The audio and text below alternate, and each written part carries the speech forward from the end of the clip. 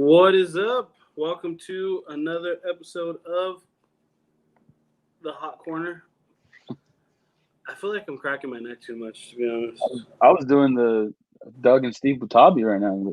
Oh, yeah, from Not the Not the Roxbury. Roxbury. Man, yeah, like I was saying, I think I've been cracking my neck too much. So it's kind of been bugging me. Chill now. One of these days you're gonna go too far, and Yeah, especially after last night's game, the fucking Tampa Bay Bucks fucked me. you and me both, brother. You and me both. So, again, I'm glad that we're going to do another episode. Thanks for tuning in. For those of you who are watching, whether it's live or later, it was your birthday on the 5th. It was Monday. The same day as our giveaway. How did your birthday go? Like shit, because I didn't win the fucking giveaway. I was pissed. You didn't win shit? No, I didn't win the giveaway. Oh, that's right. Well, you'll get one. I know, but I tried winning it, and I didn't win it. It's all good though. Dude, I can't believe Louis won. Of course. When I rolled the thing, I was like, you could see it in the video that I was like, oh fucking like. Is that beer pretty good? Yeah, dude, Phantom Carriage, just some legit beer. I'm actually gonna drop it off to him today. Nice. So he's gonna get his 4-pack of beer today. Sweet. Besides not winning the giveaway, how was your birthday? I was good, man. Unfortunately, the Chargers lost. Mm-hmm. But it was good. The Dodgers, they kind of made up for that. So yeah, it's good. Man, so yeah, let's just jump right into baseball. So Braves made it to the next round. Dodgers made it to the next round. Astros made it to the next round. Today, Yankees play at 4:00 Pacific time against the Rays. Garrett Cole versus Glasnow. Yes, Glasnow instead of Blake Snell. Interesting decision. It was supposed to be Blake Snell, right? And then for some reason they raised. Well, to be fair, Glasnow is the Rays ace. He's their guy. Snell's their number 2 guy. But Snell would be on 3 days rest, whereas Glasnow's on 2 days rest. I mean, we're definitely going to see Snell come out of the pen, right? Oh, definitely, absolutely. You're definitely going to see both guys. And then for the Yankees, they have Garrett Cole, who's never pitched on 3 days rest before. So interesting to see how that turns out. It's funny you can talk about that. I don't know if you saw the interview with Cole last night, where they asked them like, "Hey, like, did anyone tell you after Game 1, like, hey, be ready to come in to pitch Game 5?" And he's like, "They didn't have to tell me that."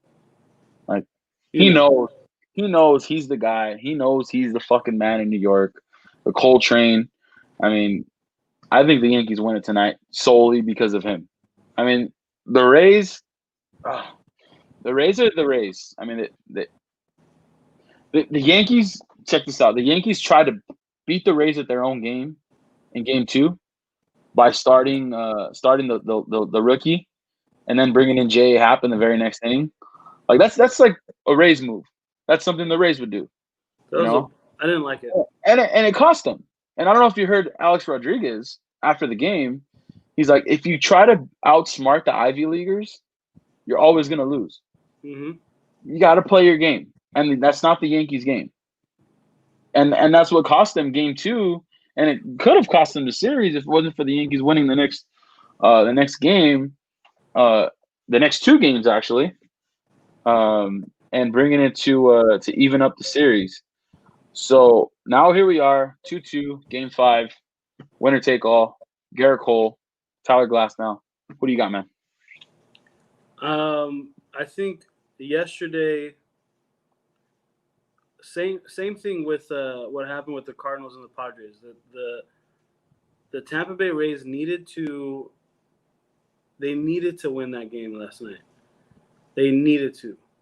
You can't give these guys extra life. You can't give the Yankees extra life. You look at Voit hitting a home run. Now, who is he out of his slump now?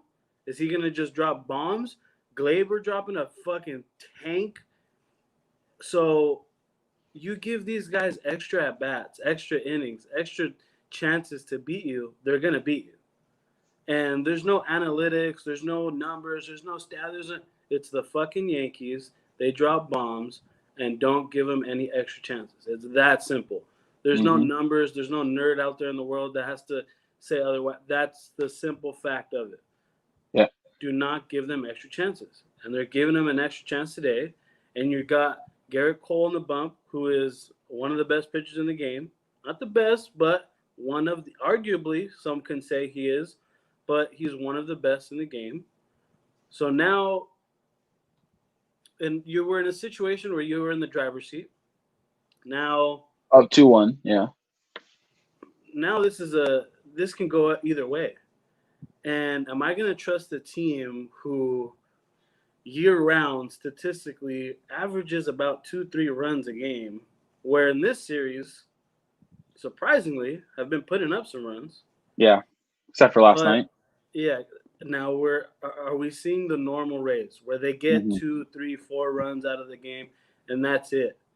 Whereas the Yankees, dude, they were down 3, 4, 5 runs, and I'm like, oh, they're still in it. They're still in it. And yeah, one swing of the bat puts them right back in it. And that's exactly what happened. I think I'm trying to though I forget what game, but Stan hits a 3-run bomb and then boom, they're right back in it. Yep. It was like they're down by 1 now. You blink, and it's just holy crap! What just happened? Yeah. So I'm you and I taking the Yankees. Go ahead. Taking the Yankees. You and I both have witnessed Giancarlo Stanton. I mean, it's unreal. Now, there's a difference between Giancarlo Stanton at any other major league ballpark and Giancarlo Stanton at Petco Park. I mean, this dude should have been a Padre. This guy, I don't know if you remember back in 2016, where he broke the record for most home runs ever hit in a home run derby. Yeah. He had 60 home runs in the derby. He won it, of course. Mm-hmm. And then, if you remember in 2017, the World Baseball Classic, you and I were both there, and he absolutely shat on a fucking pitch against the Dominican Republic. Yep. I mean, just fucking crushed it. Dude, and crushed those cowbells just it was a fucking tank. Not even a tank, a laser off the Western Metal Supply Building. He hits lasers. He doesn't hit moonshot. Yeah. He just hits them. The one that he hit the other day off the left field scoreboard, it's just like, dude, this cat is unreal, man. And he's healthy. Judge is healthy. The Yankees are healthy, which is something that we haven't been able to say for a very long time. But the Yankees are healthy. Now, this is what I'm thinking here, okay? For the American League. All right, because Oakland disappointed the entire world. I'm sure, I mean, Minnesota disappointed the world, and now Oakland did. And now we have the Astros back in the ALCS for the 4th straight year. 4th straight year. I mean, you let it again, and we talked about it at the beginning of the season, and I told you they were my pick to win the division. I told you, yeah, they fucking cheated. Whatever. They're a great team. Don't get me wrong. I fucking hate them with all my fucking guts, and I have a lot of guts, but they're a great team. They're a great team. I mean, they have great players. Alex Bregman's a fucking stud. Springer's a stud. Fuck Carlos Correa, but he's fucking good. Altuve's a stud. I mean, they're full of youth, and yeah, they're still young. And I mean, the whole playing the victim and having a chip on your shoulder, like, nah, fuck that. Like, I hate that shit. But they're a good team, and they're back in the ALCS for the 4th straight year for a reason. Okay, without Justin Verlander, without Garrett Cole, they're still back there. You let a team get hot, they're hot. Their bats, I mean, the ball was flying out of Dodger Stadium this week. It was unreal to watch. Like, just fucking Astros. It's like, oh my god. They even put up a fucking banner outside of Dodger Stadium, and you know the sign that says "Welcome to Dodger Stadium." I don't know if you saw it.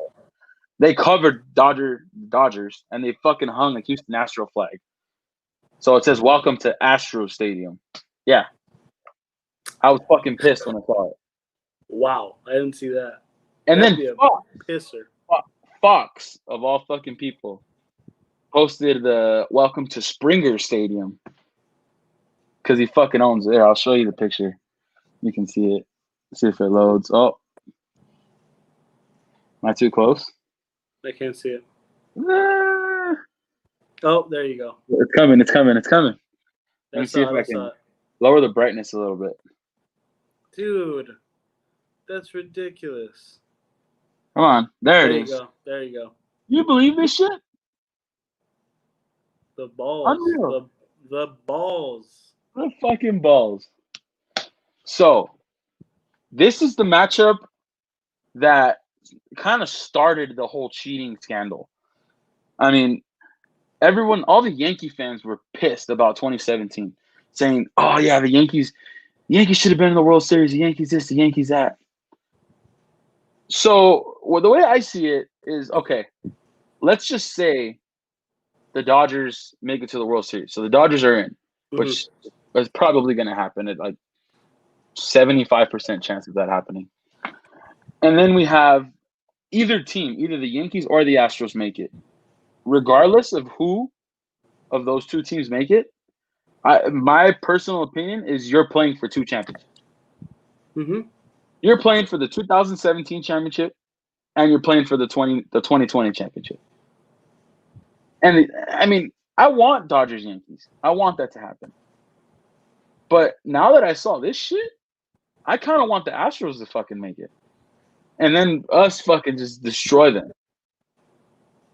But there's always that slight possibility that the Dodgers lose to the Astros again, and then No excuses now. there's no excuse. And then it just turns into, I don't know. And then you're gonna hear the Carlos Correa train. I fucking Oh, yeah. told you. Oh yeah. All this other bullshit. Oh yeah. So, and to be honest with you, if Tampa Bay wins, I don't see them beating Houston. I don't want. I want to see. Like I said, I think I mentioned in the last show. Like I want to see Yankees Astros because I want to see history repeat itself. I want to see the moments of what we had in 2017. What could have been. Like I want to see that. Not only 2017, but these two teams faced off against each other last year in the ALCS in Game 7. I don't know if you remember Jose Altuve hitting that walk off of Chapman. That's right. In Game 7. I mean, that was in Houston, right? It was in Houston, yeah. And then the whole speculation about the buzzer, because he said, "Don't take my shirt off. Don't take my shirt off." Yeah, that's where the picture of him like holding. Yeah. So, I mean, there's that. And the Yankees and Astros didn't get a chance to play each other this year. So, see, the Dodgers did. The Dodgers played the Astros. The Yankees didn't. So I feel like the Dodgers kind of got it out of their system already. It's like kind of, yeah. And I feel like the Yankees still have that animosity built up to where that can be a very good series. So let's all hope the Yankees win tonight because we all want to see that. That's must-watch TV. I agree because, like I said, I want to see history repeat itself. I want to see, Yankees Astros. I would want to see Yankees Dodgers because it's going to be. It'll just be a great series in general. But looking at tonight, because the Yankees aren't going to play any of those teams unless they win tonight. Yes. And looking at what we have here, I feel like the team that has the momentum right now is the Yankees. And no matter what, when it comes to sports, there's always those little shitty thoughts that creep up in your head like, oh, fuck, they have Giancarlo. Fuck, they have Voit who just dropped a bomb. Like, and then to top it off, Judge really hasn't even gotten going yet. Mm-hmm. And if that happens tonight, where he starts to heat up, and he becomes that guy that we saw at the beginning of the season, the guy that we all saw, a year or two ago, just dropping bomb after bomb after bomb, fucking kiss the Rays goodbye, kiss the Astros goodbye. They're going straight into the World Series. Yes. Because that's what the Yankees are missing right now. Yeah, they get the home runs from Giancarlo. They'll get the occasional from Voit or the occasional one from Glaber. You know, LeMahieu's just always consistent with just getting on base.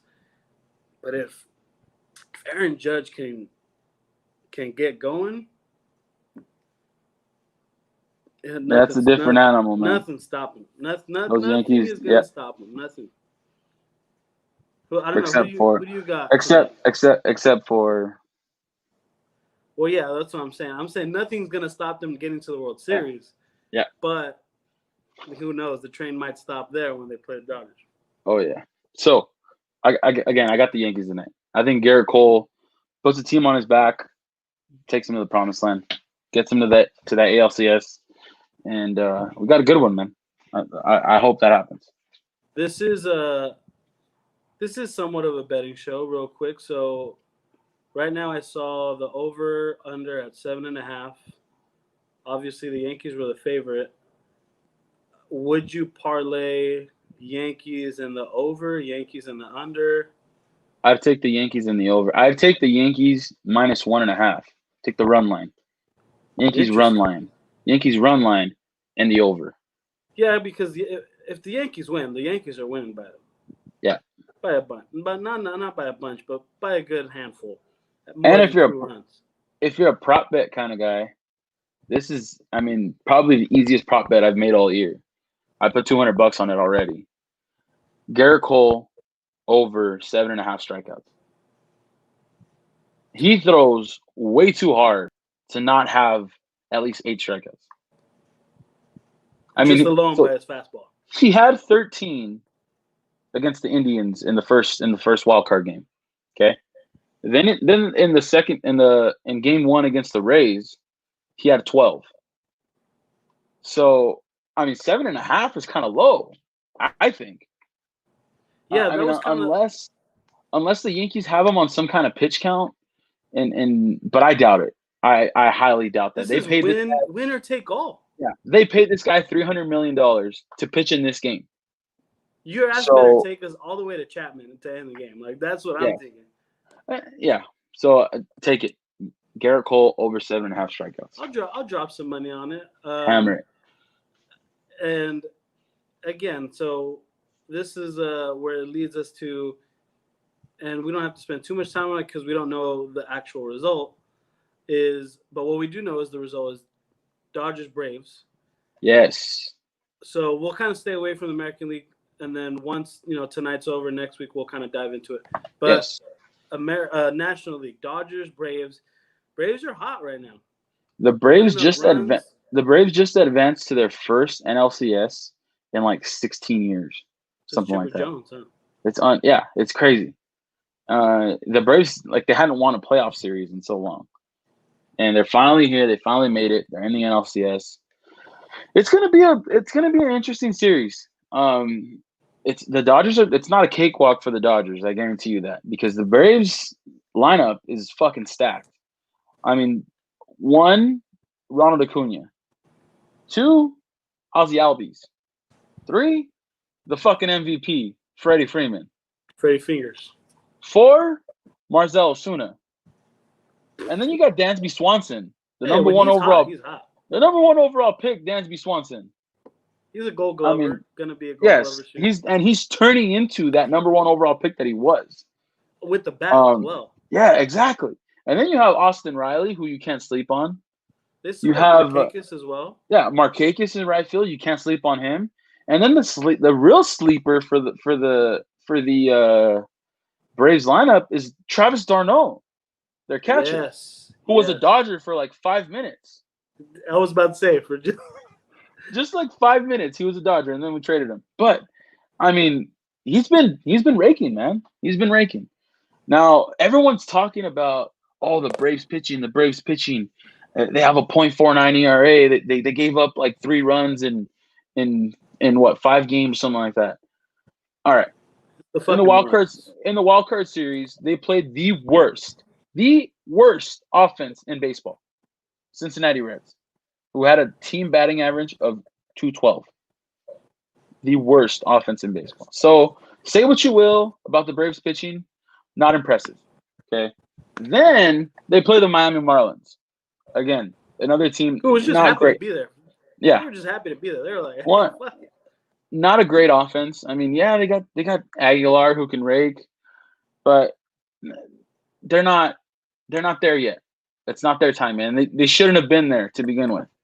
So say what you will about the Braves pitching. Their starting pitching, I will give it to them. Max Fried, really good.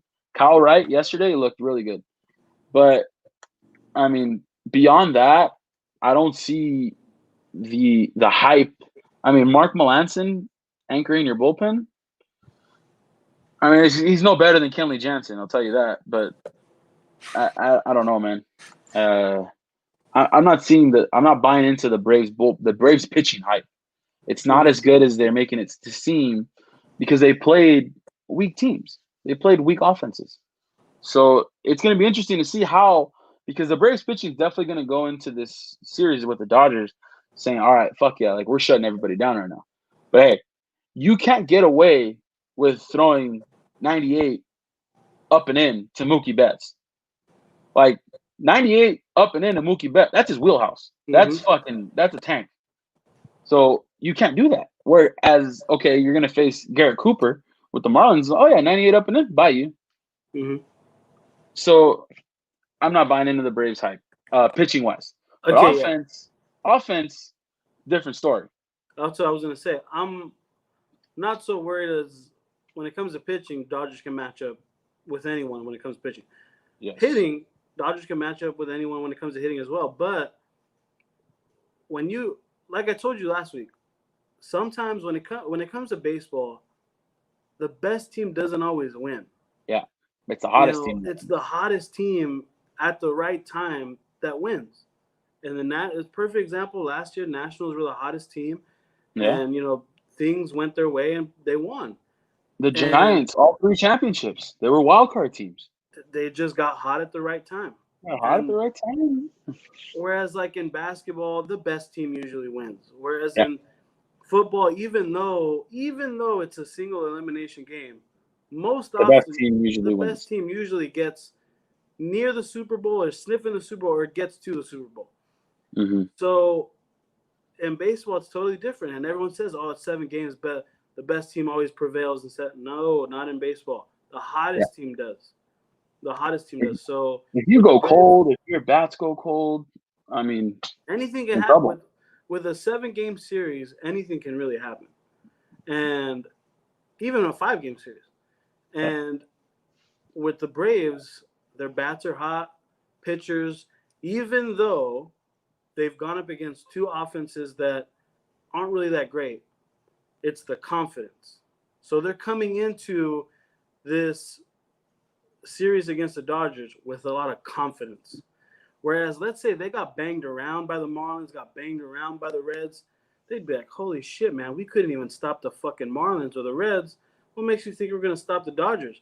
It's a different story. They're shutting the Marlins out. They're shutting the Reds out. It gives them confidence. And without a doubt, no matter pitcher, catcher, hitter, fucking coach, things are a little bit different when you're going into a series when you have confidence. Yeah. And for the Braves right now, their pitchers have confidence, their hitters have confidence, because believe it or not, the Marlins starting pitching better than what people think. People think of the Marlins, they think, oh man, it's a shit show, how they make the playoff. Their starting pitching isn't that bad. Mm-hmm. So you look at the rotation, there's 3 ERAs, 2 ERAs. So this Braves team, do I think they're going to beat the Dodgers? No. Can they? Yes. Yeah, absolutely. There's definitely a way in a scenario where if they beat the Dodgers, I'm not like, oh my gosh, this was the biggest choke job in sports. No, I could see it happening. It's just up to the Dodgers with those bats that, finally Bellinger looking like he's getting hot at the right time. Seager looking like, he's seeing the fucking a softball out there. And even the role players. You look at my guy who went 5 for 5 the other day. I forgot him dropping. Will Smith. Who would think? Will Smith last night. Anyone, Will Smith's gonna have a 5 for 5 day. Will Smith had more hits last night than Tatis and Machado had all series. which speaks Let, volumes to. let that sink in. Let that sink in.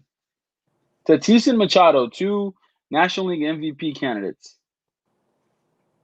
had less than 5 hits combined in 3 games, where one guy on the Dodgers had 5 hits in 1 game. Not only that, he was hitless through games 1 and 2. Will Smith was. He was absolutely smoking everything. Hitless. Comes in game 3, 5 for 5. 5 hits. And that's what I mean when it comes to the Dodgers is that, and I feel like that's what's this is what's different than years past. You get me? Because this year it's more like what role player is gonna pop off today. Whereas it's not like the last few years it was like, hey, Bellinger needs to do this, Seager needs to do this, Muncy needs to do it. Whereas this year it's like, hey man, one of these fucking guys is gonna pop off tonight, and it's not gonna be Bellinger, it's not gonna be Seager. But it doesn't have to be. It doesn't have to be. So I feel like there's a different feeling when it comes to this season or when it comes to this playoffs, because you're looking at role players for the Dodgers that are just coming out of nowhere and winning the game. Yeah. Not only that, but again, I don't want to sound like a homer, but you look at the Braves winning their game yesterday against the Marlins, and they celebrated, they jumped around, they took their picture. Yeah, all right, they're young, they've won their first playoff series, cool. So they let them celebrate. I'm all for that. That's cool. But then you look at the Dodgers last night after sweeping the second best team in the National League. A lot of people a lot of people had beating the Dodgers and a supposed division rival. Yeah, division rival. I don't know if you saw this also, but before the division series started, Major League Baseball brought out rankings of the offenses of the teams that were left, and they had the Dodgers at number 4. You know what number 1 was? The San Diego Padres, and they just outscored them 23-9 in a 3-game series. And you look at the Dodgers after the game, post game, it's like, all right, cool, like high five, cool. Give us our shirts, we'll put it on, take a picture, let's get the hell out of here, let's go get some sleep, relax, and get ready for the next game. Like, it's just business as usual, and that's something that I haven't seen from this Dodgers. I wouldn't expect anything less, though. Of course, I would be more turned off if I see them hopping around, jumping around, saying, "Yeah, let's fucking party." I'd be, you've done this already. Well, what the fuck are you celebrating for? Yeah. Mm-hmm. In LA, we don't celebrate fucking beating the Padres to get into the NLCS. Like, but the Dodgers do. The Dodgers do have some young guys who've never been there before. You look at Dustin May; he's never been there. You look at Tony Gonsolin; he's never been there. Gavin Lux, never been there. Like, I've always been, and you know this, I've always been the guy that says, like, there's no need to celebrate that. Like, even in years past, fucking like the champagne for winning the NLDS. Why? Yeah, like that I was never for that. Like, champagne needs to be reserved for fucking champions. Yeah. Not like, oh, we won the wild card round. Who gives a shit? You're not over yet. You didn't win. You won a series. Yeah. Dodgers, you won a series. And they reacted as if they just won a series. That's it. That's all we did. We haven't done shit yet. Nothing to celebrate. Yep. Because if we lose this, then we underachieve by a large margin. Oh yeah. So I've never been a fan of that, champagne for all these fucking series wins or whatever. But I can't wait for that series to start. A lot of questions are going to be answered.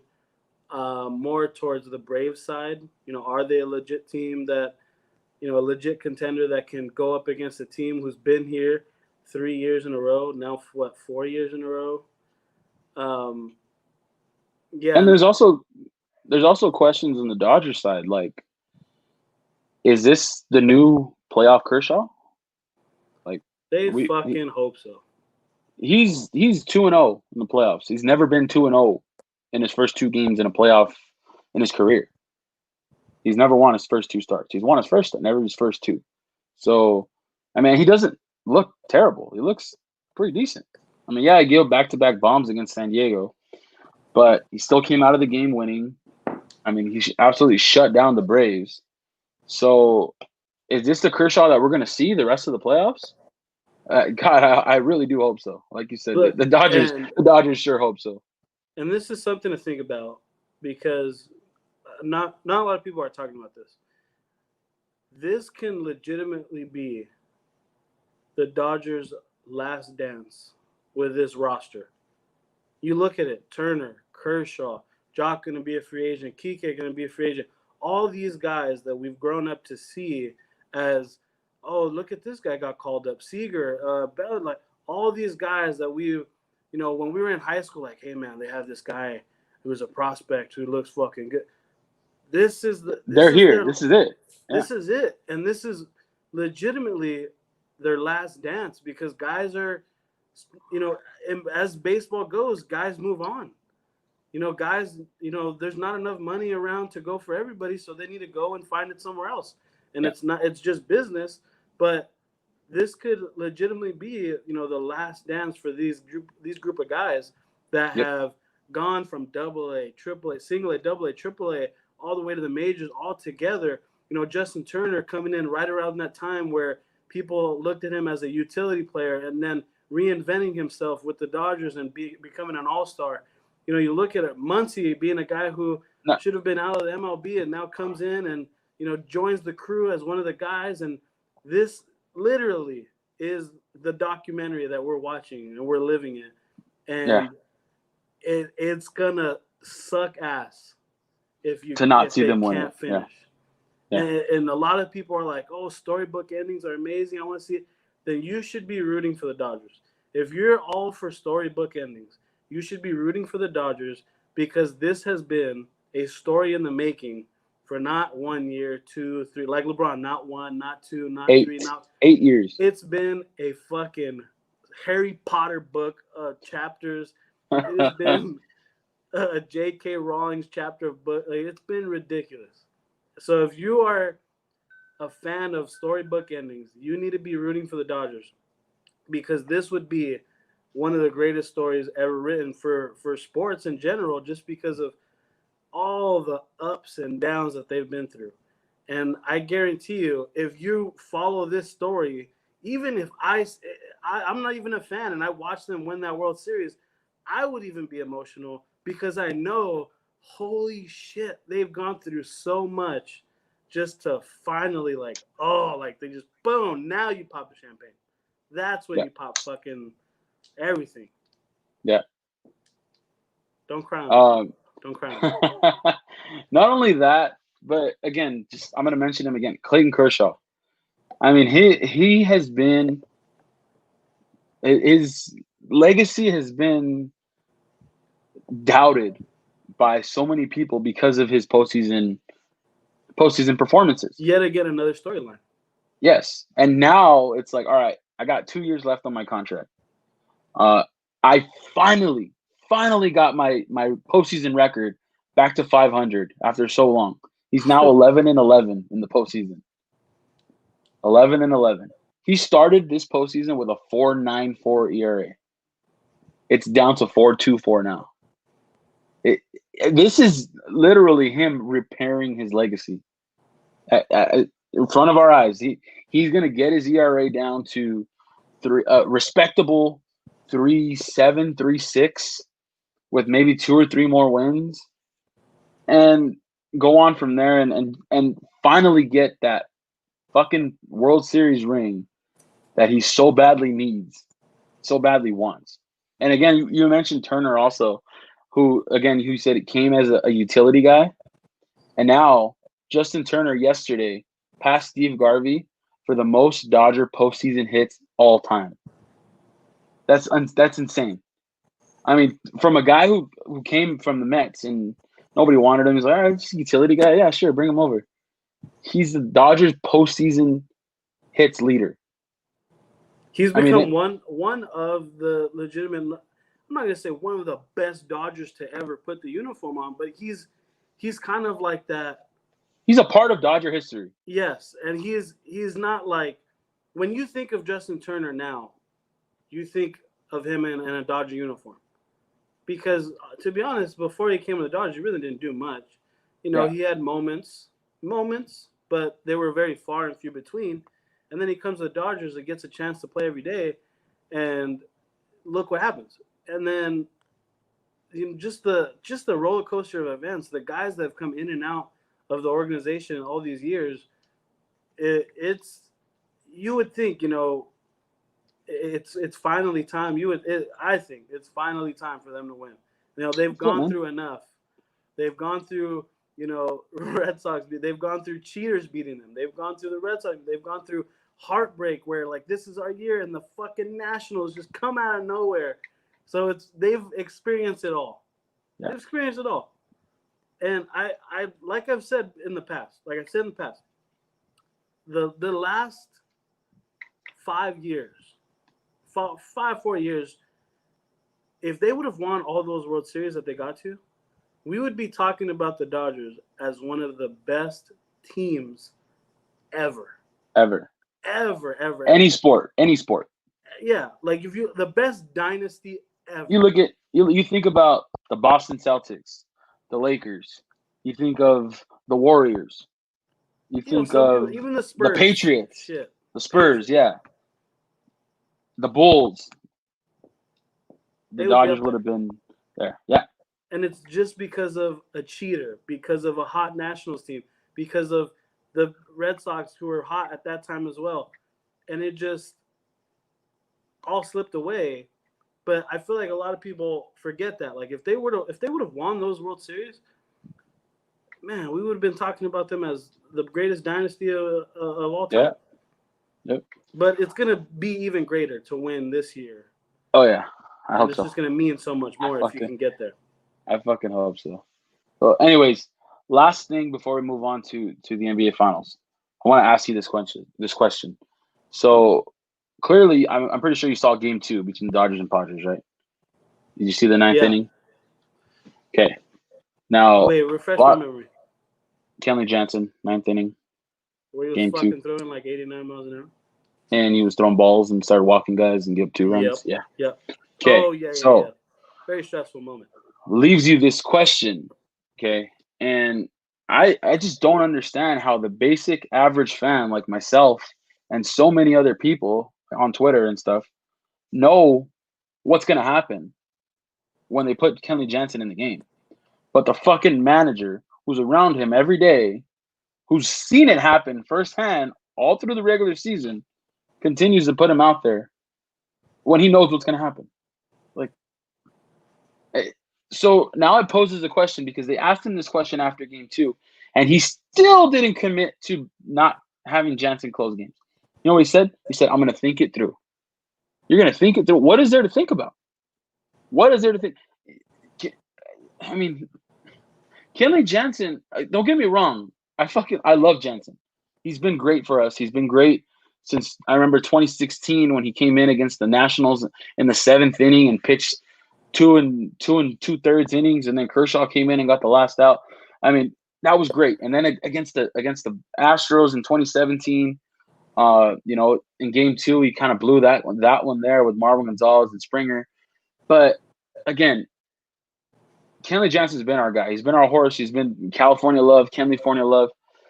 But it comes to a point where it's like, all right, man, you can't do the job anymore. You can't. And clearly we're seeing it. He can't. He just has no confidence. He has no zip on his fastball. I mean, when you throw 88 miles per hour, you and I can hit 88 miles per hour. Now, imagine big leaguers. Like 88, that's like 68 for us. Like it's nothing. And especially when your ball's not moving the way it should. I mean, his cutter is not cutting. A lot of people compared his cutter to Mariano Rivera early in his career, and it was close. It looked like it could have been that guy. But now that cutter is just not cutting. And so for the Dodgers, this is going to make or break them. Dave Roberts is going to make or break them. So if let me ask you this question now. If you're Dave Roberts, are you sticking with Jansen as your closer, or are you going closer by committee? Because you have Kenley Jansen, yes. You have Blake Trinan, who's been a closer before. You have Joe Kelly, who's been a closer before. You have, Pedro Baez, who's very capable of closing games. You have Brusdar Graterol, who throws 100 miles per hour. I Fucking mean, 101. yeah. So, what are you doing if you're Dave Roberts? Are you sticking with Jansen, or are you going with the hot hand? Look, and Dave Roberts he's a smart guy. And when he says that, when he says I'll think about it, he doesn't want to throw his guy under the bus. He doesn't want to say to the public, yeah, fuck Jansen. He's done. Because what does that do? That tells the other teams that when his ass is in, Dave Roberts really doesn't want him in. Or whenever he sees the field, Dave Roberts is fucking shivering in his boots to make sure he doesn't fuck this game up. Mm-hmm. So when it comes to winning, all bets are off. All bets are off. Because I guarantee you this, Jansen, I hope this is how he thinks. He would rather have a ring on his finger than to be the reason why the ring was pulled off the finger. Which means bottom of the ninth, Game 7 of the World Series, and he's up there pitching, and the ring is right on their finger. They're getting fit for it and everything. Then he blows the game. I guarantee you, he would rather have that World Series on his finger than for him to be the reason why the ring is pulled off. So makes sense. If someone puts it to him in that term, and I'm hoping that that's what he thinks, because there comes a time in every athlete's life where it's like, hey, man, father time. I'm not, in his case, I'm not 25, 26, 27 years old anymore. Looking at Kershaw, hey, we're not the same anymore. So he needs to either make adjustments immediately, which I don't know why he hasn't done so. He's had all fucking season to do it. Or just say, you know what? Be the bigger man and say, you know what, coach? Whatever your decision is, I'm for it. I'm with it. Yeah. You put me in, me give it everything I got, but I can trust the rest of the bullpen to get the job done. Because I guarantee you, that ring is going to be it's going to taste so fucking good. So good. But I don't know, he might be stubborn. There might be that situation where, hey, man, like, I'm going to pass the torch down to Graterol. Like, all of these great, Dodger closers from Gagne to now Jansen to, you know what, man? I have 101 reasons why you should take this fucking thing from me because you shove. And not only that, when you're on the mound, guys are pumped up. When you're on the mound, we got Bellinger fucking hopping over a wall for your ass. When you're on the mound, you got the other team upset. When you're on the mound, you get the crowd pumped. You get the fans pumped. When you're on the fucking mound, the Dodgers are just amped up. And you can tell when he's on the mound, that's what it is. Yeah. Guys are louder. You can hear it. Guys Whereas, are pumped up. As to when Jansen's on the mound, fucking asses are tight.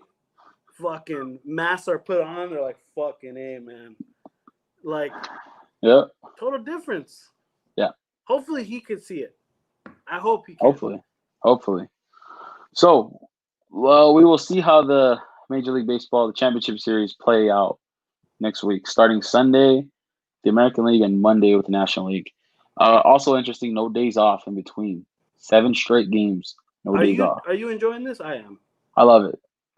Not just that, but it really makes the manager or whoever else making the calls, the GM, the fucking analytics guy, it makes them scramble around like, all right, fuck, we can't use him, or we're going to use him, but then we're going to need him later, So, this is utilizing every fucking pitcher in the bullpen. Yep. Like, this is showing the true blemishes in a team. Yep. Because before, it's like, all right, we got a break. Now we don't have to use this guy.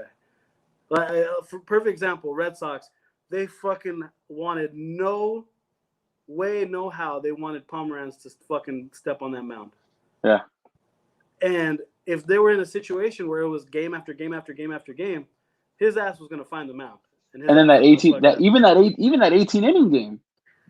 Yeah. He was the only guy in the bullpen. We were right there. We saw him. He was like fucking playing catch. Like, all right, am I gonna come in? Am I gonna come in? And Evaldi's out there for his eighth inning, just fucking shoving. That's what it is, dude. And yeah. I think this shows the truth. It really stretches out like who has the really good bullpen. And you look at the Yankees, they're using fucking guys left and right. Oh, using this guy for one inning, this guy for another inning, this guy for that. Oh, he did good. He gets two. Like, this is utilizing your whole roster, which I enjoy. It's gonna be very, very interesting this next week. So, I agree. Moving on to the NBA Finals. Mamba jersey activated. Let me scoot over here. Fuck. Number 17 is happening tonight. It better, man. Lakers are 4-0 wearing those Mamba jerseys. 4-0. I mean, man. This is it, dude. This is I mean, something that LA has been waiting for since 2010. Talk about 10 years. And normally this is different because, okay, you think about the Dodgers and, 30 years. But they weren't winning back-to-back championships. They didn't go from Magic and Kareem to Shaq and Kobe. The Dodgers, I mean, they've had multiple down years for a very long time. Whereas the Lakers, you look at them and it's like the Lakers are down. Like, what? The Lakers are having a down year? Like, what? And then they have 10 down years? Like, you haven't been in the playoffs since 2013? The Lakers? Are you serious? Mm-hmm. So now it's like, all right, the Lakers are back. Like, this is something that LA has been waiting for 10 years. LeBron, second year in LA. Everywhere he goes, he delivers a championship. He has his opportunity to do it here. I don't know, man. It's crazy. It's crazy thing, like just the whole emotion with Kobe Bryant passing away earlier this year, and it feels like a lie, like some kind of destiny. Like the Lakers are destined to win this for Kobe Bryant because Kobe Bryant would want nothing more than the Lakers to win this championship. And then for them to be wearing the Black Mamba jerseys, it's you want to talk about storybooks. This is a fucking storybook right here. This is a novel. Man, it's crazy to think about, like, just where the NBA season went to where it stopped, and then everyone's like, oh, there's a bubble. There's a bubble. It's going to be in Vegas. It's going to be in New York. It's going to be in fucking the middle of America. And then they were like, fuck it, it's in Orlando. And then Middle Earth. And then just like to top it off, like all these different hurdles they had to go through, and all the criticism, all of the second guessing of LeBron, all of the questioning of his greatness, all of the ifs, ands, or buts that people gave the Lakers. The questioning of, did the Lakers give up too much for Anthony Davis? All of it. And they didn't, you know what? And the question is, they didn't give up enough. They should have gave him more. They should have gave him fucking everything. So now that you bring that up, how in the world does Rob Pelinka not win Executive of the Year? Because of the whole Magic situation. Because of that, people were, at a certain point, people were looking at Rob as, hey man, the only reason why you're there is because of Kobe. You're Kobe's manager, and you were always around. And Jeannie loved Kobe, and she just was fond of you. And then, people questioning, oh, you're the reason why Magic left. Fuck you, Rob Pelinka. You're our god of fucking savior, Magic Johnson. You kicked him out. You made him quit. What the Yeah. fuck is wrong with you, Rob Pelinka? So all those little, questions about him. But all through that, what did he do? All He right, traded for Anthony Davis. He's like, fuck you guys. He made the greatest trade in Laker history. Yeah. I mean, he gave up how many picks did he give up? 2 or 3? He gave up 2, and then he gave up fucking Hart and Lonzo. Yeah, so two first round picks. You go Mark Ingram, Brandon Ingram, Lonzo Ball, and Josh Hart. If you don't call that a steal for what Anthony Davis has done this year, you're crazy. It's a steal. It's an absolute robbery. And you know what's crazy is that the Lakers throughout history have been known for highway robberies. They stole Kobe right from under the Hornets. They just this close to having Chris Paul. The fucking league had to be like, all right, we see what you're doing. Relax. And then getting Pau Gasol for Kwame Brown and Marcus, and what turned out to be Marc Gasol, not bad. But to get Pau into all these different moves and all these trades and all these signings, especially this year, Dwight Howard should be out of the league. All right, come on in. Give a second try. Come on. Contavious Caldwell-Pope fucking went to jail. Fuck. Can't even go play on the road. He has to play in LA. Fuck it. You come back for another year. Yeah. Rondo, hey, yeah. Fuck it. You didn't do shit the first year, but AD really likes you, so come back. Yeah. And then, Avery Bradley. Yeah, just not even that, but like, hey, Caruso, you were in the G League? Fuck it. You're going to be our 6th man off the bench. You're going to be fucking playing the last few minutes of the fourth quarter, going up against, guarding Jimmy Butler, Duncan Robinson, Damian Lillard, guarding C.J. McCollum, guarding James Harden, guarding all these guys. Come on in. It's insane to see what the Lakers have done. And people who don't root for the Lakers just think of it as, no, they have LeBron and Anthony Davis. It's not just that. Yeah. Because there's been plenty of times where LeBron scored fucking 10 points and didn't do shit besides drop 40.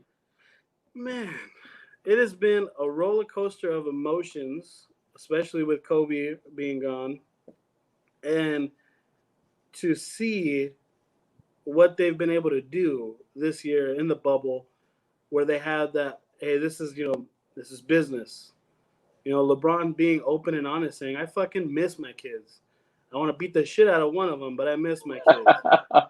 And, looking at everybody. I'm sure Bronny has his Miami Heat jersey on tonight. Fuck, Jimmy Butler. Fucking Tyler Hero. And not only that, you look at the coaches, they haven't even got to see their families at all. Yeah. Their families aren't even allowed in the bubble, which is beyond fucked up. And, man, if they could win it tonight, that would be fucking amazing. It would be fucking amazing. Probably, I don't know if I'd cry. Maybe a little tear. I mean, you've been spoiled with championships, though. Yeah, but you've seen the Packers win a Super Bowl. Yes. You've seen the Red Sox win three World Series. You've seen the Lakers win 5 championships. You've seen them. Yeah, and again, like this one feels different just because of everything that's gone on and Kobe and all those emotions, but let's all hope for number 17 to come home tonight. I'd be very much appreciative of this championship. I'd probably remember this one over really over all the other ones. No, Lakers Celtics is something that I'll probably never forget, but this one will be right up there with it just because of the year that we've been in. Like, hey, what happened in 2020? 2020 was fucking horrible, but you know what? The Lakers won the championship. Yeah. In your case, who knows? Lakers and the Dodgers won the championship. Imagine that. Same year. So it'll be a crazy night. I honestly do believe that the Lakers are going to win tonight. Undefeated in those Mamba jerseys. And Now, when you tell LeBron, hey, close it out. check this out. Go ahead. No, that was it. Like when you tell him close it out, it's over. LeBron has only lost one closeout game in his entire career. He has a .994 winning percentage in closeout games. It's fucking crazy. Fucking everyone talks Talking about the close it numbers. out? Numbers never lie. Close it out. When LeBron needs to close the game out, it's that simple fact. Like he smells blood in the water. I'm getting you. Yeah. Now, to my next question is, I don't know if you heard Kendrick Perkins talk about this morning on Stephen A. Smith's show, and they asked him. They said, when LeBron wins this championship, because they think he's going to win the championship, is he the GOAT? No, he hasn't passed Jordan. No, he doesn't have 6 rings. No, he hasn't passed Kobe. He doesn't have 5 rings. But Kendrick Perkins made a great point. And I know I get it. People are tired of this fucking GOAT debate. Whatever. Let it play out. Two different eras, whatever. But Kendrick Perkins made a great point. And he said, no NBA player, no athlete in history has ever had the pressure that LeBron James has had on him since he was 16 years old. When he was 16 years old at St. Vincent St. Mary's High School, he was labeled the chosen one. He was on the cover of Sports Illustrated at 16. Mm-hmm. At 16, he had guys in the NBA fucking hating on him, saying, "Oh hell no, he's not going to come in the league and do this." No, there's no way. Guys in the NBA, guys in college, guys that were seniors in high school already. Yeah, it's like, no, he's not going to do this. He's not going to dominate the league like this, and he did it, and he's done it for the past 17 years. Here we are, drama. Exactly, no off the court drama. Yeah. So now here we are in year 18, and he still has pressure. He still has pressure on him, because if he doesn't deliver this championship, he's a bust. He's a choke. He chokes like always. If he didn't deliver a championship in Cleveland, it was all for nothing. If he didn't deliver a championship in Miami after saying not 1, not 2, not 3, not 4, all that, just so much pressure that he's had on him his entire career. Where it's like, did Kobe really have pressure on him? No, I don't think so, because I think the Lakers were expected to win. But I didn't think Kobe had the pressure because he had delivered in the past. Now you look at LeBron, he's delivered in the past, yet he still has the pressure on him, which is, it's nuts. So, you think about it, back in the day, it's like, Kobe, he got this. Kobe's got this. But now it's like, all right, LeBron has 3 championships. Why hasn't he got this? Like, where's the difference, Exactly. And this is how I see it. Jordan is the best basketball player to ever pick up a basketball. LeBron is the greatest athlete to ever step foot on the court. And the reason I say that is because he has done in year, what is it? 16? 18. In year 18. Or 17, 17. He came in 2003. He's 17. He does things that no one at year 17 has been able to do. You look at like a fucking Jared Dudley who's on the team. This guy's, I think, a year younger than LeBron, and he's playing like he's 50 years older. You look at all these guys at year 17 had to reinvent themselves. Oh, man, I have to just be a spot-up shooter now. Vince Carter was one of the greatest dunkers of all time. I have to reinvent myself and just become a shooter and stand in the corner and just, rely on everybody else. Year 17, LeBron's doing more shit than he did his first few years in the league. He became the shooter. He became the facilitator. He became the rebounder. He became the defender. He became all these things, and he can still do all those things at his age. So where Jordan is the best basketball player, yes, he's, he's like Jesus. He can walk on water. He can do no wrong. And it's proven he could do no wrong. He fucking gambled away a lot and did this and did all that. And people, I don't give a fuck, it's Jordan. Yeah. Whereas if LeBron did that, oh my God, it's the end of the world. Mhm. But I honestly think LeBron is the greatest athlete to ever step foot on the court. Okay. And I hope to God, the basketball gods, that he puts on a performance tonight that just shuts everybody up. Yes. Like, hey, I don't give a fuck. It's 3-1. We could still lose this game and win the next night. I am going to shove it right up everybody's ass. It's gonna Now that brings me to my next question. That's the perfect segue. Okay. As of right now, the first 4 games, 3-1 series, tonight's game 5. First 4 games, I have Anthony Davis winning the MVP. Yeah, but it's close. It's close. Exactly. It's close. Because LeBron's Now- almost averaging a triple-double. Yeah. Now, tonight, They're playing for MVP. LeBron comes out and drops 40. It's over. I guarantee you, tonight. So it's crazy. Tonight. You know damn well. I mean, they say, I don't care who gets it. You know damn well LeBron wants that fucking MVP. AD, I don't think he cares. But AD just you wants know, the championship. He's like, you fuck know, yeah. you know damn well LeBron wants that the 4 championships and the 4 MVPs. You know damn well he does. I agree with you, but it's crazy because there's a competition within this competition. Yeah. Whoever plays the best tonight is winning the Finals MVP. Of course, if they win. Of course, yeah. If Jimmy Butler goes off and drops 40 points again, then fuck. Yeah. He just spoiled everybody's fucking day, especially mine. I got money on it. Yeah. But I got you. Got to think LeBron's popping off triple double tonight. Oh yeah, I see it. I see it happening. But you know what? I also think. Can it be like a 30-point triple double, 40-point triple? It depends how much he plays. Really, it really does. But Now, they've is been it so strict with how his minutes are. Like we know exactly right when it's the 2-minute mark, LeBron comes out first quarter. 2-minute mark comes, 3-minute mark comes, LeBron's off the court. now? Could it be a one of those games where it's like, all right, the blowout game's over. Let's get Dudley in there. Let's get J.R. Smith in there. And now both guys are sitting. It's like, now who gets it?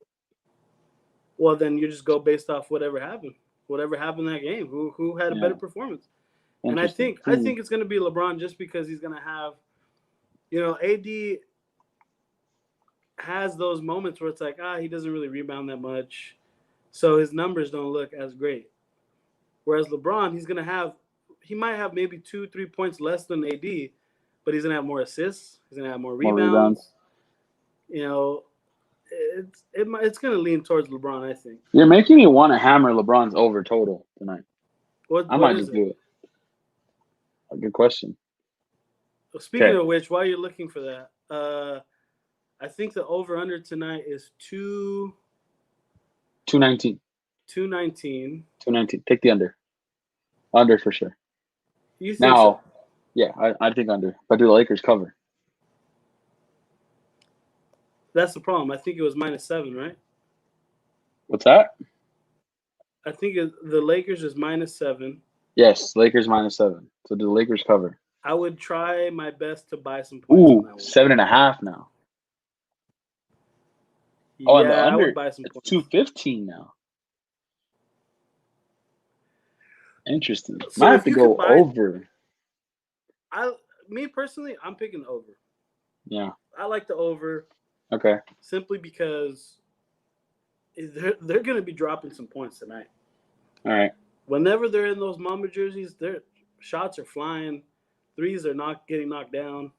LeBron over 2.5 3-pointers. So he needs to make 3 3-pointers. Yeah. His attempts have been pretty high. They're getting up there. Yeah. Spiding up from the fucking logo. All right. So his over for a total tonight 48.5. Oh, I was thinking it might have been in the 50s. I like the over. So points, assists, and rebounds. Yeah, I think he's got like 35, 10, and 12 in him. 48. Easy So money. you said 48? Yeah. What are the odds though? What do the odds say? For the over, it's minus 140. Under is plus 110. Interesting. So they think LeBron's gonna hit that over. Yeah. We'll see. We shall see. But I do like the Lakers tonight, though. Money line, for sure. All right. Moving on. NFL. Hot corner bets. I'm gonna pull up last week's. Fucking pissed. I was fucking livid. I cannot believe the Chargers pushed the +7. Those were my last picks week's last bets week. for Tug. The Bills hit. Bills Easy -3, money. Chargers +7, Texans And then the -4. fucking Texans. Just good lord. They were trying to get Bill O'Brien fired. Oh my god. Did you hear he got in a fight with JJ Watt? An argument. Midweek? Not a fight. Not a fight. Whatever. An argument. Same thing. You know what I mean? No, Crazy. fight with JJ Watt, you're dead. So I lost that one, and the Chargers obviously pushed. It was +7. They lost by 7. Should have won the damn game. If it wasn't for that fumble right before halftime. Mm-hmm. But anyways, so I went 1-1-1 last week. That brings my record to a 9-2-1 record. Still winning, still positive. If you round robin our bets, you definitely came up with some kind of money last week. These were mine Chris, last week. You went 2-1. You had the Saints. They covered. Cardinals lost, and then the Seahawks covered. I'm done betting on the Cardinals, man. Oh man! But then again, it's like, hey, they could still do it. Yeah. Who knows? So that brings your record to 7-5. All right, you're catching up. We're getting there. You might. I don't know. I'm a little worried about this week, but you know, and the way you feel this week is how I felt last week, man. You took all the good picks, but here I am, 9-2-1, sitting pretty, and I'm looking at a 3-0 week because I'm absolutely confident in my 3 picks. Here we go, Chris. Put them on the board. Falcons, pick them. I don't know why I'm doing this, but I'm confident in the Falcons. I think the Falcons, they're at home. They're not going to start 0-5. I think they're a very good team. Just haven't been able to put it together. I like the Falcons to beat the Panthers at home. Pick them. So all they got to do is win. No points involved. Just win. Colts, same thing. Just win. They go on the road to face Cleveland, but Cleveland lost Nick Chubb. He's done. He's out for probably 5 or 6 weeks with a knee injury. So I think this turns into the Jonathan Taylor show. The Browns' run defense has been absolutely terrible. I think the Colts run the ball to death. I think the Colts win this game. Again, just a pick 'em. All they got to do is win. No points involved. My last one, I'm going to keep taking this because you don't give my team 7 points. You just don't do it. Okay? 7.5. 7.5 points now. And you got the rookie. You're talking rookie of the year. This perennial rookie of the year on our team. Now he's in. That's it. He's a starter. He was officially named the starter this week. Anthony Lynn said that he's not going to be looking over his shoulder. He's not going to say, "Oh, he made a mistake. All right, let's get Tyrod back in there." No, you're in. You wanted this. That's it. We brought you here to be our franchise quarterback. You're in for a reason. Now you go on the road, New Orleans. After you just went toe-to-toe with Tom Brady, and again, should have won against Tom Brady. Now you got another GOAT in Drew Brees on the road, Monday Night Football. Saints haven't been playing their best game. Who knows if Michael Thomas is going to be back? I like the Chargers plus 7.5. I think they cover. Even if they lose, I still think they cover. I don't think they lose by more than 7 again. So Chargers. So Colts, Falcons, Chargers. Those are my 3 picks. 3-0, baby. I like it. And just to go to my picks. So I got Texans minus 5.5. Cardinals, even though they've been fucking me lately, I got minus. You bet them again? Oh my god! -7. So Texans minus 5.5. Come on, they got a new coach. Everyone's happy. The fucking Bill O'Brien's gone, and now you look at who they got, the Jags, who they're starting to look like who we thought they were gonna look like. Yeah. And you still got Deshaun Watson as your quarterback. He's a great quarterback. And when Will Fuller's healthy, he's just flying up and down the field. So I got Texans minus 5.5, Cardinals minus 8 against the horrendous Jets. I think after these past few weeks, I think after these past few weeks with the Cardinals, who have been going up against well-coached teams, who have had really strong game plans against the Cardinals, they're not going to see that from the Jets. You have Joe Flacco, who's coming in as the starting quarterback for this week. We all know that's Tug's favorite quarterback. And you look at just everything that's going on. Le'Veon Bell might come back for the Jets. They're saying that he might be a go. He might not. Still up in the air. But definitely think the Cardinals get back into their normal ways. Kyler Murray going to go and run for a fucking 100 yards. They're going to win by more than 8. Then you got the Steelers against the Eagles. Now, this is the one where I think you and I disagree. But even though the numbers show Steelers are undefeated, but their opposing teams' records are 0-8, 0-9, they're pretty much going up against teams who haven't won a game. And this is the first time they're playing against a team who won a game and has tied a game. So you look at what the Eagles have been doing. Their O-line is banged up. And when you're going up against the Steelers, who have a ridiculous pass rush, and your line is banged up, you're in trouble. Steelers have a great run defense. Looks like they're probably not going to run the ball at all. So that's going to force Carson Wentz to throw. And now we have oh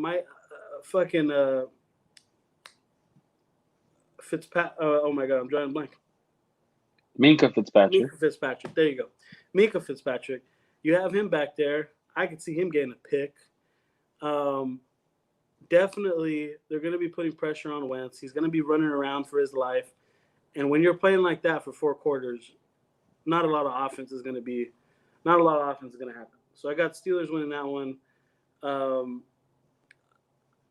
not 100% confident, especially with those fucking Cardinals, but I really do have that faith that Joe Flacco is going to fuck this up. Adam Gase is going to fuck this up. Jets just want to get the hell out of there already.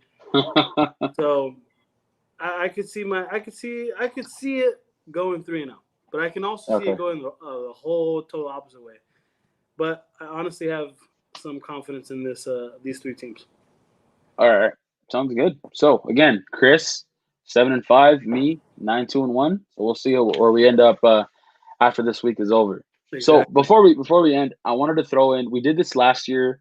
I kind of wanted to bring this back. Some college picks. Okay. I know I'm more of a college guy than you are. You don't really. I don't know why you don't like college football. I'm gonna give you. I tried to bet last weekend. I was like, you know what? I'm just gonna do over-unders. Okay. I don't give a fuck who wins. College is pretty easy. Yeah. I did a 6-teamer.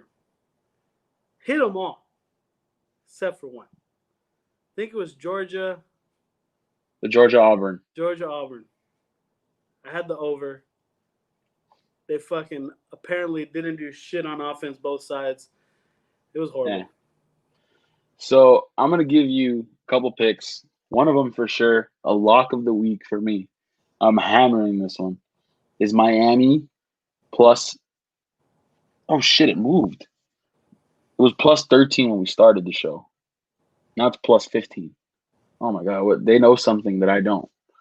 But either way, I'm still fucking taking – this is a top 7 matchup. Top 10 matchup. You have Miami on the road against Clemson. Clemson, the number 1 team in all of college football. I mean, it's Clemson. You know, they have Trevor Lawrence. They're a great team. Dabo Swinney, great team. Okay, but I like Miami. They're both 3-0. They're both in the ACC. They're fighting for an ACC title here. This is the teams that could possibly match up in the AC title game. I like Miami to cover the spread. I don't know if they win. Their money line is actually pretty good value at plus 220. But the spread, I like Miami to cover the plus 14 or plus 15 now. So for sure, Miami, take that one. Another one that I want to give you is Florida. The Gators, number 4 team in the nation, sitting pretty for a playoff spot right now. They're at -6. They got to go on the road to take on Texas A&M, who just proved they are a nobody. They just got smacked by Alabama. They suck. Take the Gators. They're going to cover the 6 points. And then one more for you. Not a lock, but I'm feeling confident in this. I think Oklahoma's dog shit. So take Texas +3. But take Texas money line. Texas money line to beat the Oklahoma Sooners. The Red River Showdown. Texas got to go to Oklahoma. Oklahoma has lost to 2 unranked teams this year. I mean, how do you do that? In a short season, you lose 1 game, your season's over. Texas lost their game, their season's over. Oklahoma's lost 2, their season's done. They're not making the playoffs. But, again, this big rivalry game, I think Texas is a better team. So I like Texas money line and +3. And it's interesting because Texas is the ranked team. Oklahoma is the unranked team because of those 2 losses. And they're still the favorite to win this game. Yeah.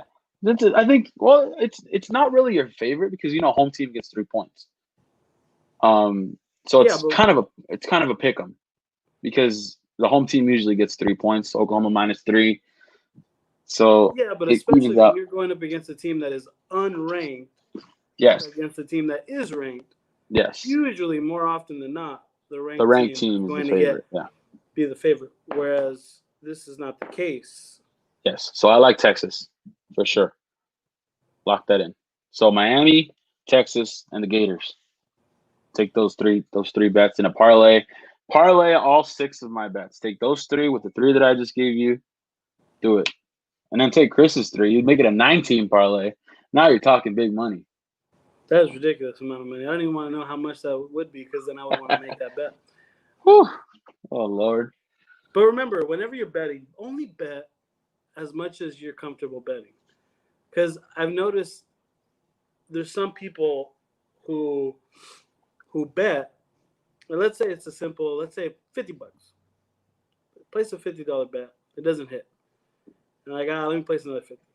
Now they're down $100. Now, nobody likes to be down $100. So they place a third bet, thinking, I'm going to win this bet, and I'll be even, and I have to, and I'm clear. They use that third bet. Now you're down $150. So, and now it's like, all right, I'm going to make this bet for $200. It's one team lock for $200 to get me back to even. That's when you. What is that called? That is called being on tilt, my friend. Being on tilt, and you're just, and then you're fucked. You're in the hole, $1,700. And you're in Vegas, and you're down another. But yeah, I would say. Oh Lord. I kind of picture. I have in my head. It's kind of like a budget where it's like, I'm willing to lose this amount of money. Bet and if I lose it, I'm not going to lose sleep over it. I'm not going to be upset over it. If I lose it, I lose it. It was a risk, and I lost. But once you go past that limit that you're comfortable with, then that's when you start to lose sleep. That's when you start to go, fuck, I can't pay this bill, or I can't do that. Or if your sports book or bookie, whatever you use, has a casino, stay away. Stay away from the fucking casino. Is that from personal experience? Personal experience. I had to have my guy block me from blackjack because I played one night of blackjack and lost my ass and never again. How did that conversation go? Like, hey, man. No, I texted him. I'm like, hey, bro, like, you got to block me from this. He's like, all right, I got you. Well, see, that's a good bookie. Because other guys would be like, no, man, you need self-control, dude. Yeah, one would be like, I can't do it. I don't know. It doesn't work that way. Yeah. But yeah, bet responsibly. Definitely. Have a max amount of money that you're willing to. But have fun. Have fun. That's what it's about. How about having fun? Exactly. I mean, the adrenaline rush is unreal. I agree. Oh, So yeah. tonight, are you making any bets tonight? Yes, I'm taking the Lakers to cover. Yes. I'm taking the over because 215 is easy money. Same. I'm taking LeBron's over total. I'm taking Garrett Cole's over strikeout 7.5. And I'm taking the Yankees. Are you gonna parlay Lakers Yankees? Yes. I'm doing the same. Let's do it, man. Would you Get this add in money. the over under, or you're not gonna add in the over under for the Yeah, Yankee game? sure. Because it's 7.5, No. I think. Wait, the Yankee game over under 7.5? Yeah. Oh shit! Yeah, way over. Absolutely. That's what I was Absolutely. saying. Yeah. These So teams are swinging it. that's what I'm saying. So mine was Yankees over, Lakers over. Or you want to get ballsy, make it a 14. Yankees over, Lakers over. That's what I'm doing. Oh, let's do it. Lock it in. I already put it in. Now, are you doing Lakers money line or Lakers to cover? I'm probably gonna place a second one where it is to cover, but just to You cover got my the ass. safe, the money line? Okay. Yeah. I like it. Because you never know with the Heat. I feel like the Lakers are gonna win, but sometimes Last fucking game 4. Pissed. Fucking pissed. Lakers are up by 9 with 14 seconds left. There's absolutely no reason to shoot the ball. Tyler Hero. No fucking reason. And fucking Tyler Hero just. It's like, all right. Yeah, he hit a three. He hit a 3 to put it at 6. Okay, and there was still like 2 seconds left. But why are you gonna shoot a 3 and then not foul after? The game's over. Like, shoot the fucking foul. You have to foul. You foul. The Lakers shoot the 2 free throws to get it back to 8, and that's it, and it's over. Because it was 7, right? It was 7. Yeah, it was 7. And the Lakers were up by 9, and then Tyler Hero hits a 3 to put it at 6, and I'm just like, oh my god, bro! I remember seeing the game that it was -7, and I remember I was like, I'm gonna stay away from that game. I see the shot go in, and I was like, yeah, that shot just fucked a lot of parlays. Oh yeah. It's so crazy how one little thing. Unreal. Like 5 seconds ago, you were like, fuck yeah, I hit it. And then Tyler Hero wants to be a hero and just fucking knocks it down. Jesus. Now he's the most hated stat fucking 20-year-old ever. Fucking stat patter. Exactly. All right, guys. So hopefully you have luck with our bets. Yes. Remember, if you place our bets and you win, that means we win. So we want that to happen. Go Lakers. Hopefully they finish it off. That's right, baby. And the next time we do this episode, we should be celebrating the Laker game or the Lakers to win, and hopefully the Dodgers going to the World Series. Hopefully. That's if they fucking sweep again. Yeah, that'd be insane. We shall see. Right. Hey, both these teams are undefeated. Oh, that's right. We'll see. I'm gonna stay away from game 1. I gotta see what's going on first. All righty. Sounds good, man. All right. So thanks for watching, guys. Peace. Peace. Later.